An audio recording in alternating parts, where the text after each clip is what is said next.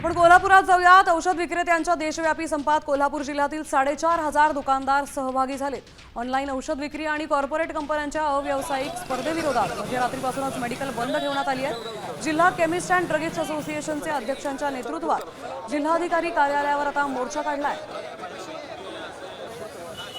देशामध्ये ऑनलाईन ॲपच्या माध्यमातून जी बेकायदेशीररित्या विक्री चालू आहे ती ताबडतोब थांबवावी। माननीय उच्च न्यायालयाने देखील आमच्या बाजूने निकाल देऊन बेकायदेशीर मार्गे ऑनलाईनची जी विक्री औषधांची चालू आहे ती थांबण्याचे आदेश दिलेत। परंतु केंद्र शासनानं आजपर्यंत असे कुठलेही आदेशाचं पालन केलं नाही व कुठल्याही परिस्थितीमध्ये ऑनलाईन फार्मसी जी इलिगल चालू आहे ती थांबवण्याची प्रक्रिया देखील केलेली नाही। बेकायदेशीर ऑनलाईनच्या माध्यमातून नशेची औषधं, गर्भपाताची औषधं आज पेपरमध्ये आम्ही एक दिवस आड वाचतोय।